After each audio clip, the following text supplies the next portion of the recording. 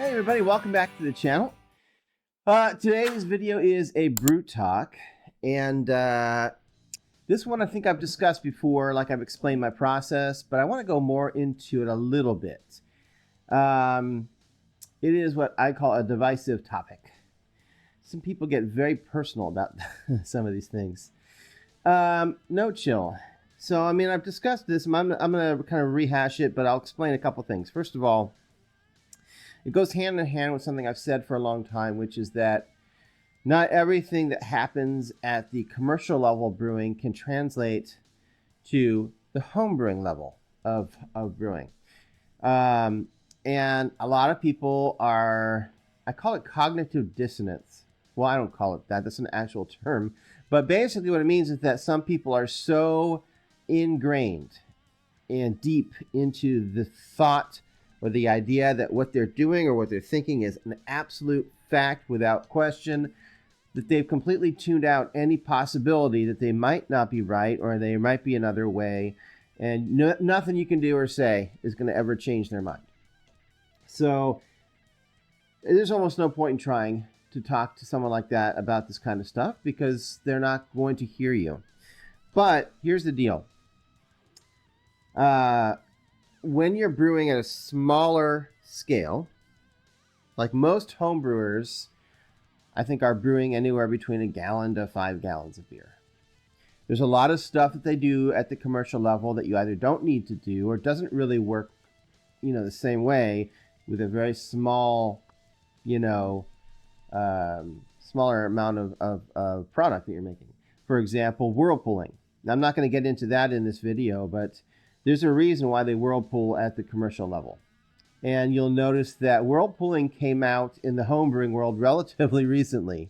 And, these companies have to make money, right? The homebrewing companies and stuff are always looking for the next gimmick, the next thing they can try to convince people that they need for their homebrewing.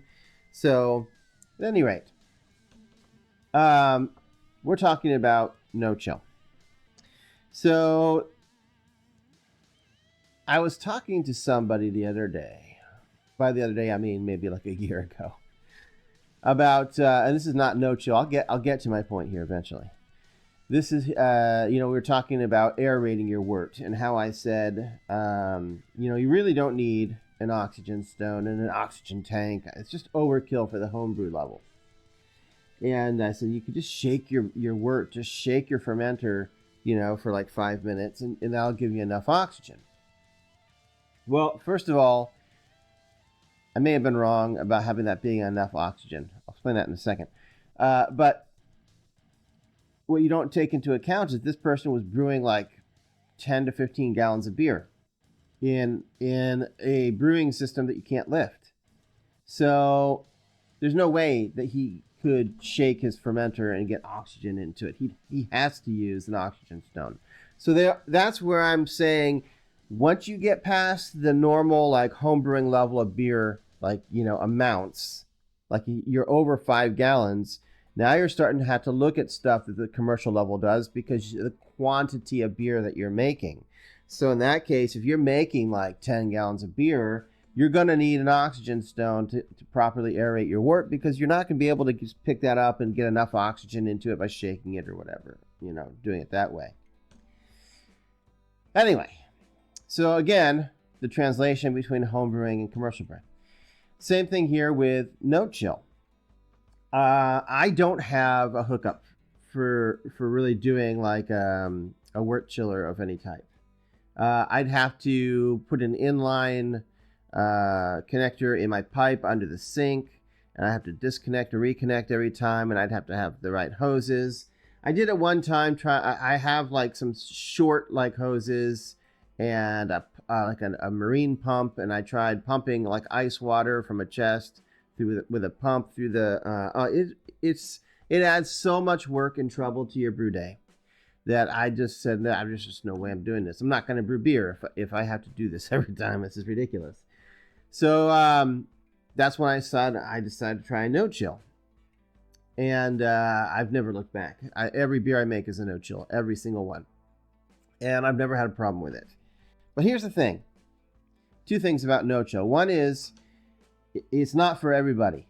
If you make more than 5 gallons, you're not going to be able to do it. It just will not cool enough overnight to be able to move it into to start fermenting. It's just, that's too much volume. Again, we're talking about commercial versus home brewing. The volume is what makes the difference. So if you do 5 gallons, you might even struggle a little bit getting it cooled down. And what I do is if it's 5 gallons, the next day I'll take the wort, put it into my fermenter, put the fermenter into I have a freezer that I use as a temperature control. And I'll put it in there for a few hours to get the wort down to the temperature I want, and then pitch my yeast. Anyway, so there was something else I was going to say about no chill, besides just the quantity. Oh, I keep reading, and people will mention this a lot, that if you do a no chill, you have to adjust your hops. Because if you add your hops, the same amount of hops, they're going to sit in the wort at a hotter temperature for a longer period of time, and it's going to become very bitter, and so you need to make adjustments to your hops to account for that. Again, I disagree. I think maybe that's true at a higher brewing level, but you're not going to, or a larger quantity, but you're not going to do a no chill for more than 5 gallons because it's just not feasible. I've never adjusted my hops, okay, when I do a no chill, never. And I've never noticed any excess bittering. I've never had an issue with that. All my beers turn out great for me, at least. I just don't think you need to adjust the hops. Try it both ways. If you're doing no chill, try it both ways and see if you can tell. Do one of those brewlosophy tests, no chill without adjusting the hops, and no chill with an adjustment, meaning you put fewer hops, at least at the beginning, so it's not supposedly as bitter. I just think once you hit flame out, you're not pulling as much bitterness out of those hops as you think. Plus, when you hit flame out, pull the hops. Don't leave them in there. So I thought that would be clear, but don't let your hops sit in the wort overnight, while it's chilling, no chilling. As soon as the boil is done, you're taking the hops. Yeah, if you're like me, you're using a hop basket or a hop spider, you pull that out before you wrap it up and set it aside to no chill. Yeah, you don't want to leave those hops overnight. I'm sure, there's some hop matter still in the wort, but, I don't know. I've never noticed any issue from that.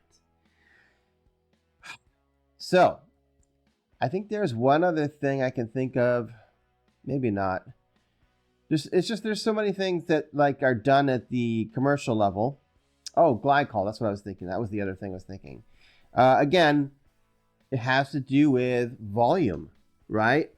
If you're doing 5 gallons or less, I really think it's super overkill to use glycol.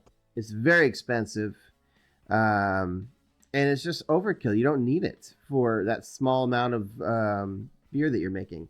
Now, obviously at the commercial level, or even if you're making 10 gallons or more at a time, that's different. And how big is your fermenter? And how much are you trying to, you need something to can better regulate. Remember, at the commercial level, they're trying to regulate much larger quantities of beer in a fermenter. They're not putting their beer in a 5-gallon fermenter. So they have to have a jacketed system with glycol because it's the only way they're going to be able to control the temperature of that fermentation with that quantity of beer. We just don't have that happen at our homebrew level unless you are somewhere, your quantities are very, very high. I don't know. At any rate, that's what I wanted to get off my chest. I'll be back in another week for another video here, or maybe it'll be a full brew day, or maybe it'll be a hot tip. Who knows? It's one of those. It's going to happen. At any rate, I'll be back, and I'll see you then. Happy brewing.